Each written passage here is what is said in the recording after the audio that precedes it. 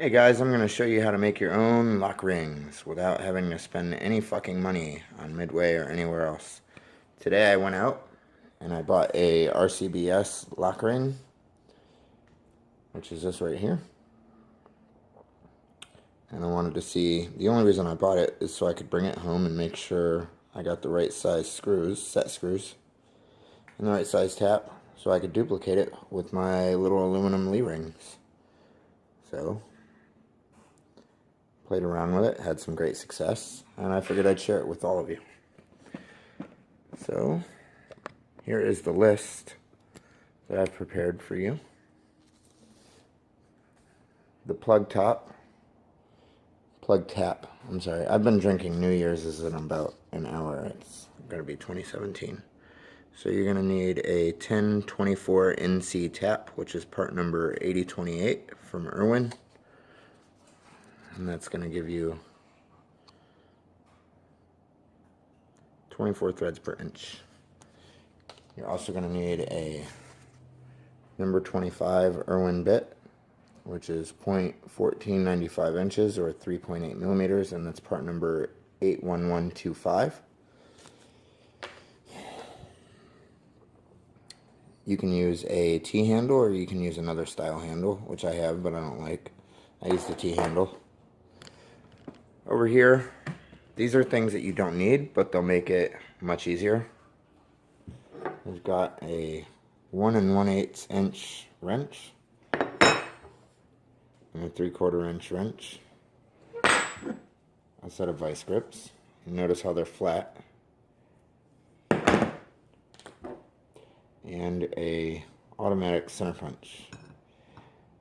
Press down on it and it clicks. Makes a nice little dent. You're also going to need a set screw, 1024, which is right there. And the Allen wrench for that is going to be 3/32. And then of course you're going to need one of your Lee dies. Now I'm sure you guys are going to be pretty iffy about this, so grab your shittiest die or the one that you never use. I've already done 2 of these. You can see the results right here. And I'll show you right next to each other, the RCBS next to the Lee.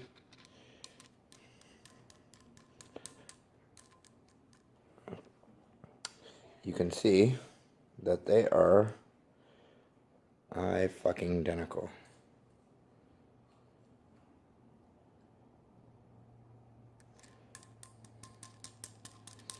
I'd like to keep this video short, but I don't think that's going to happen. So the first thing we need to do, if you'll notice, they put the screw here on a point, and I believe the reason is because there's more material than there would be on a flat surface. So the first thing we need to do is get this pointy surface down to a flat surface so we can hit it with the center punch and then drill it. So, follow me out to the garage. You can use a file, you can use an angle grinder, you can use a bench grinder, you can use a sander, use a bench sander, whatever the fuck you want to use. In the interest of time, I'm going to use a bench grinder. So here we go. Get right on in there.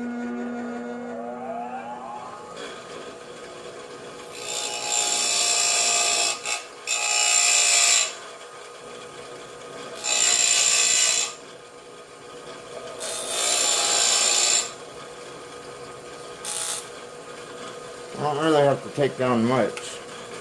You just have to give it a nice flat surface.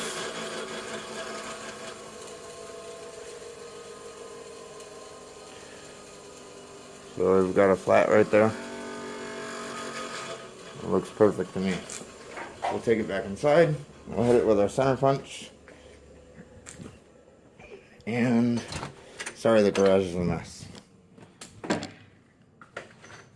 I don't feel like cleaning it because it's fucking New Year's. Okay, so take this fucking tripod with me. Go ahead and focus on that spot.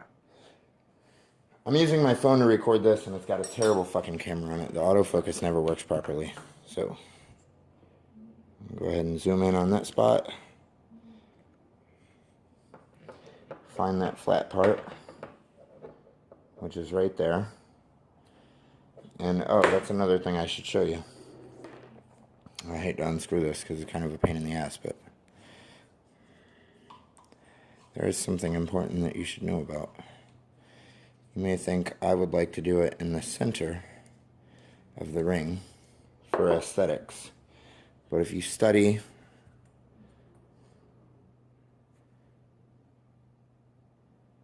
the way the ring works, it's got this large ring cut out right here to allow for the rubber gasket or O-ring, whatever you want to call it. See, it's not all threaded surface.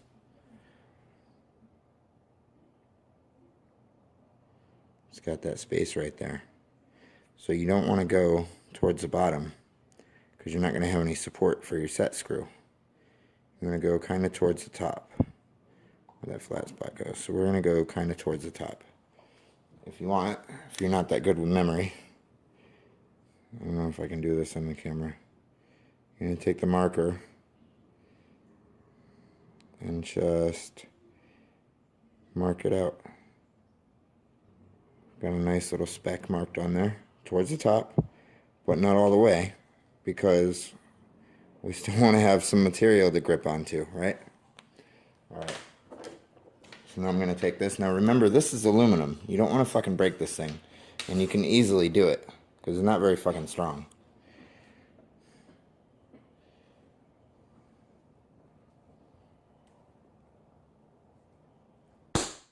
Boom, we got a perfect center punch. It's not exactly where I wanted it.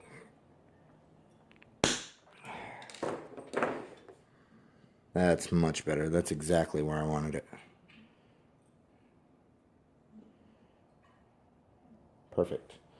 Okay, so what you're gonna do, if you notice this die, this is actually a bullet sizer from Lee that I never use because I use my Lyman lube sizers. But I'm gonna thread it back onto the die. And you see how it's got this hollow spot right here? I'm going to thread it all the way up above the threads into that hollow spot.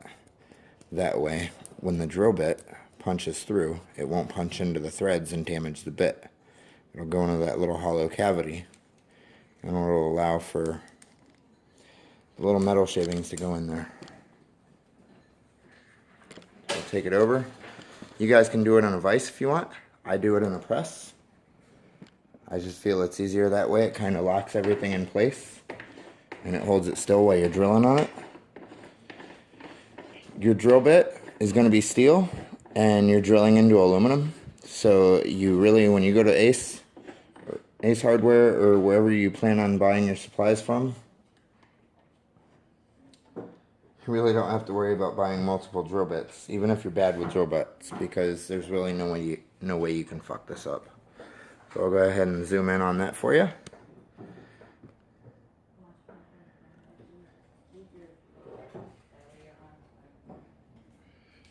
Cigarette burned away.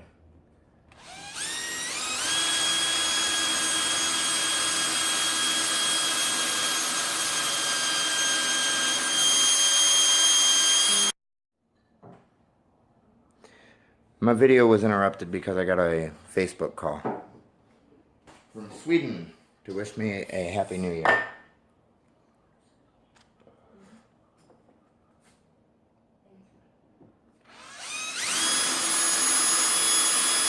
You don't need to put a lot of pressure on your drill bit. Good way to burn out a bit. You do want to make sure that you're drilling perfectly straight.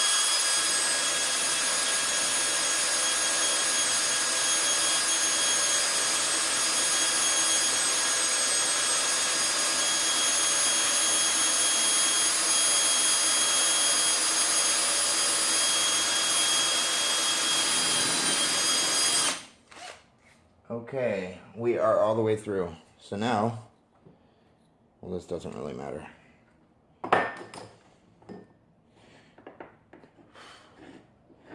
Now this is going to make a mess, so I recommend you either do it outside in your garage, or you buy your wife a shark. Because if she's got a shark, she ain't complaining about shit. It picks up primers too.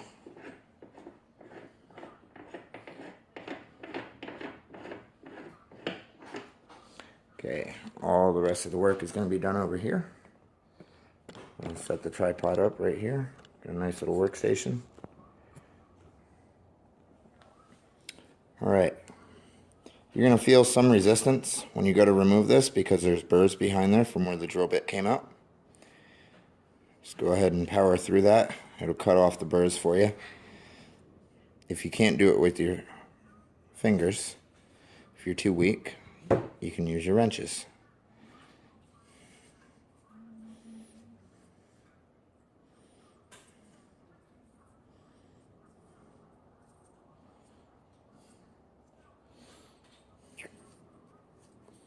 It's difficult to do this and stay in frame at the same time.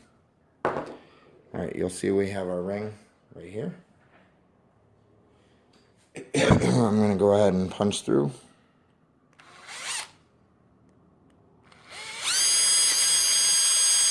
Get rid of those burrs. Throw it back in to cut them off.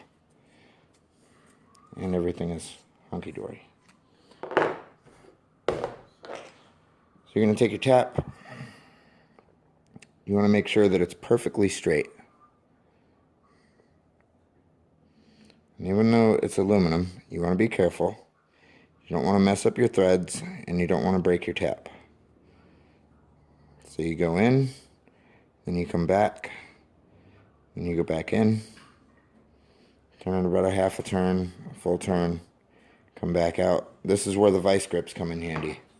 Take the vice grips, mine are preset because I've already done one of these. Clamp them down. You don't want to clamp too hard because this is aluminum and you can break it. And go ahead and just finish cranking that puppy in.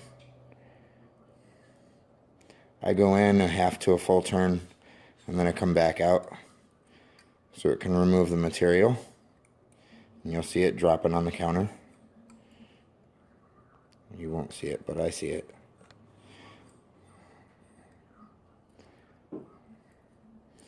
Okay, we're in like flint.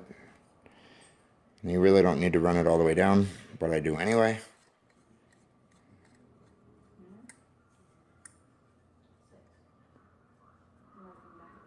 Just to make sure.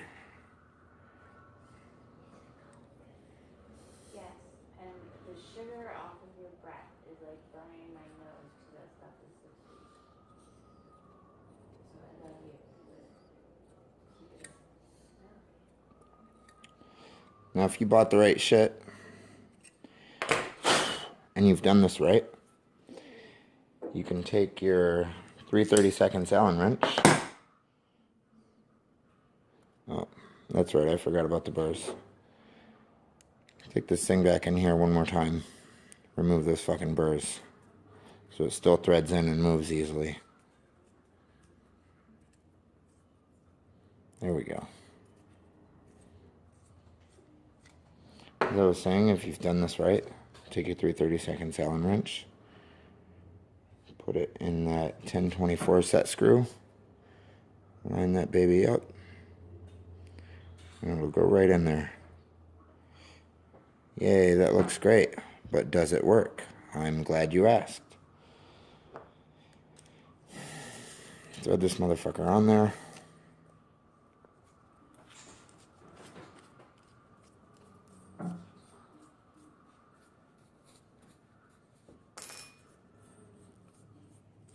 Put it about halfway.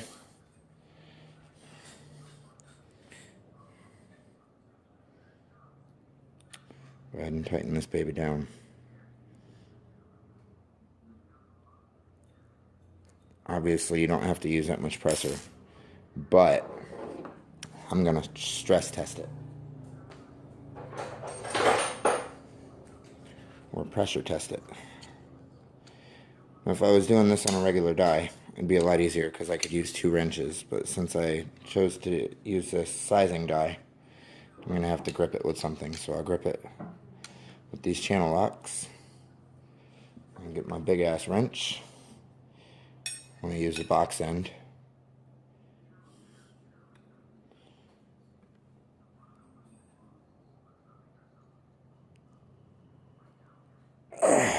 It's not moving. So, we've done good. The fucking thing works. Looks great. And put it right next to the RCBS.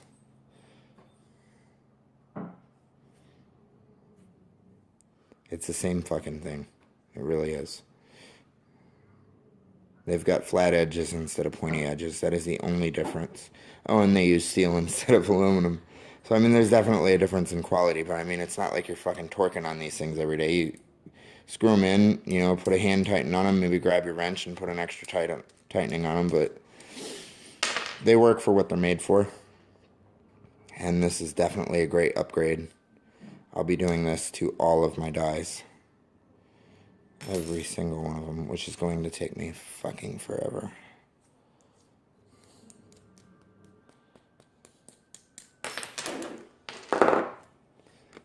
Am I zoomed out? See? I have a lot of dies that need to be done. There's some up top. Well, there you guys have it. I hope you enjoyed. I hope this video becomes useful.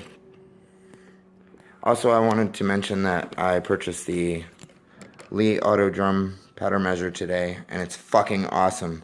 If you're still using a disc system, buy that. If you don't buy that, you're fucking stupid. Because this shit right here, I've been using it for what, almost 20 years, is ridiculous.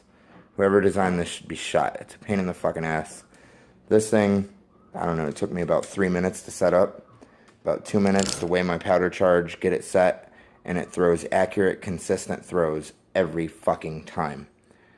Tested each one. I tested about 30 throws. They were all 6 grains on the fucking dot. Not 6.1, not 5.9, not 6.2, no fluctuation.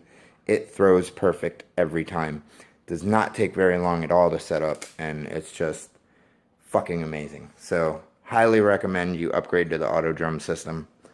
You can buy a bunch of these, and in the owner's manual, they recommend that you use a pencil, and you can actually write on the fucking things right there what you have your charge set to. They've got 2 sizes. They've got a large and a small. This is the large. The small one's different.